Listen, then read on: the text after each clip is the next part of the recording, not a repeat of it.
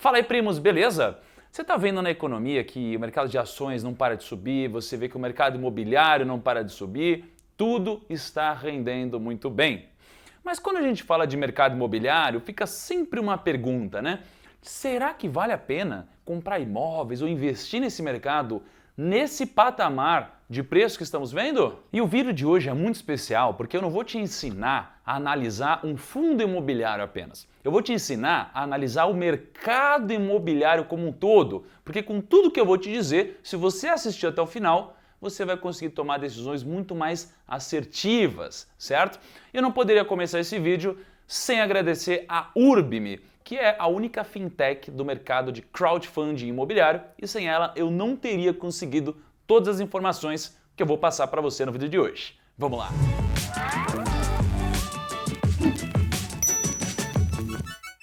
Primos, antes de mais nada, não deixa de se inscrever aqui no canal do Primo Rico, porque isso daqui me dá muita força para continuar e mostra para o YouTube que esse vídeo tem relevância. Então clica no botão aqui embaixo, se inscreve, clica no sininho para você sempre receber os vídeos assim que sair. E vamos para análise. Muito tem se falado sobre o mercado de fundos imobiliários e não é para menos, porque afinal de contas, nesse contexto, a gente tem que olhar para fundo imobiliário. Mas você precisa não só entender como escolher o fundo imobiliário, mas como entender se o mercado como um todo está propício para as aplicações. Porque se você entender sobre o mercado imobiliário como um todo, os seus horizontes de aplicação vão se abrir. Mas aí você me pergunta, bom, como eu vou conseguir fazer essa análise? E eu te adianto dizendo o seguinte, não é a coisa mais simples do mundo não. E investir seu dinheiro não é a coisa mais simples do mundo. Você até pode tomar esse tipo de decisão, mas você vai investir como a maioria das pessoas. Para você investir de uma forma diferente da maioria das pessoas, você precisa dar um passo a mais ou até alguns passos a mais. E para você entender, eu gostaria de começar a introduzir o conceito dos ciclos econômicos. Parece um negócio meio complicado, mas assim, não é tanto, tá? Então, o que seriam os ciclos econômicos? Serão basicamente o seguinte, o mercado, a economia, ele passa por ciclos econômicos constantemente. E você pode perguntar, o que é um ciclo econômico? E o ciclo econômico é aquela coisa que a gente sempre vê. Tem o mercado, que ele está desacreditado, não tem muita gente interessada nisso, aí de repente o mercado começa a subir sem parar, começa a entrar todas as pessoas, até aquelas pessoas que não são profissionais, o mercado não para de subir, você tem um pico. E depois do pico, o que acontece? O mercado começa a cair, etc, etc. E aí depois que ele cai muito e todo mundo já desacredita nele, ele começa a subir de novo e o mercado passa por ciclos econômicos o tempo inteiro.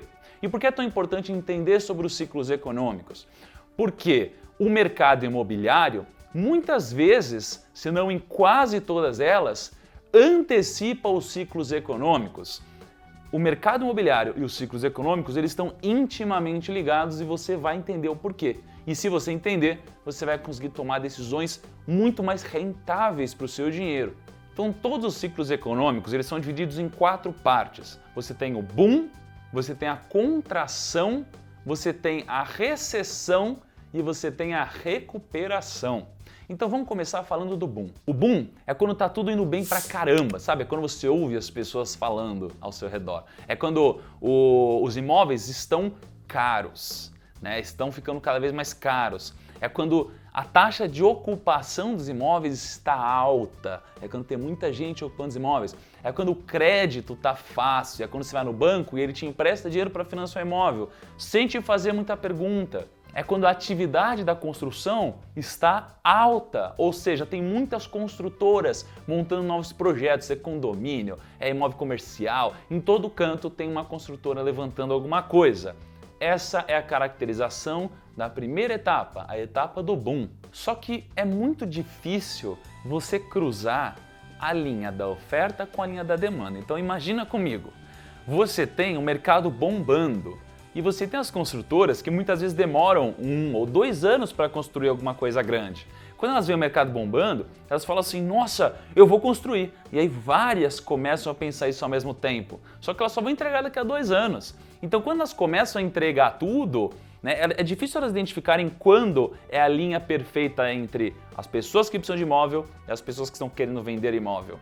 Então você começa a ter muita gente vendendo imóvel, muitas construtoras vendendo imóvel. E aqui você tem muita gente vendendo, nem tanta gente assim comprando. O que acontece com os preços? Eles caem, né? Então a segunda etapa é a etapa da contração. Na fase da contração é quando as coisas começam a ir mal, né? É quando as taxas de ocupação começam a diminuir, é quando muitas pessoas começam a entregar os imóveis por inadimplência, porque eles não compraram à vista, eles financiaram com o banco, eles começam a entregar os imóveis, é quando o preço dos imóveis começa a cair, é quando tudo começa a degringolar. É quando tudo começa a dar sinais de complicação. Depois da contração, a gente tem a recessão. É quando tudo isso que aparentava estar mal começa a se consolidar. Então é quando os preços diminuem mais ainda. É quando o crédito começa a ficar muito apertado, porque o banco sabe que se ele emprestar, vai ter inadimplência. É quando a economia começa a piorar. É quando começa a ter muito imóvel à venda. Até que em algum momento vem a quarta fase, que é a fase da recuperação. Quando a gente vê que a taxa de desocupação está diminuindo, é quando a gente começa a entender que o mercado está voltando. E quando isso começa a acontecer, você começa a ver uma atividade das construtoras em realizar novos projetos.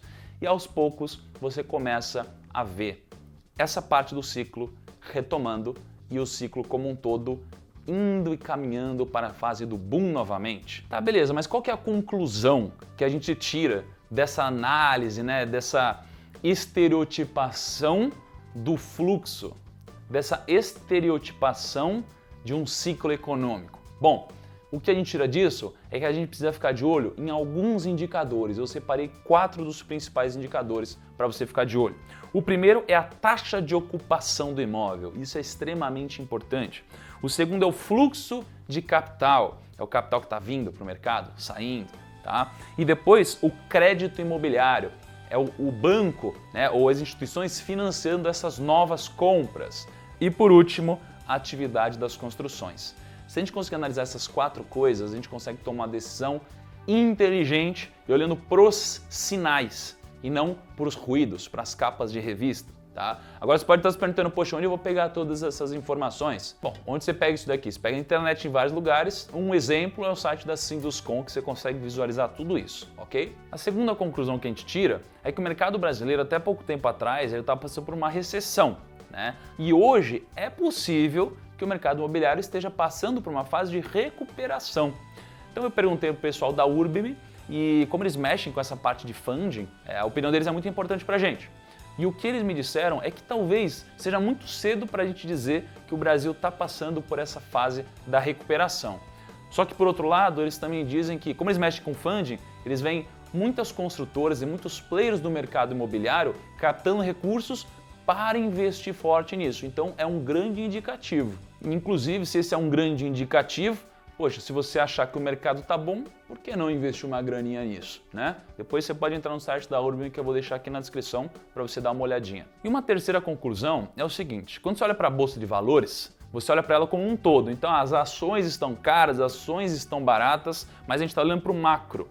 É importante a gente olhar também para o micro. Então, quando a gente fala do mercado imobiliário, não adianta a gente olhar para o Brasil como um todo. Existem também as cidades, existem os bairros, existem as características particulares de cada imóvel. Então, quando você olha para o micro, você consegue encontrar muitas oportunidades que estão aí meio escondidas, mesmo em meio a um mercado tão turbulento, com tantas coisas diferentes, certo? Espero que você tenha gostado do vídeo de hoje. Um abraço e até o próximo.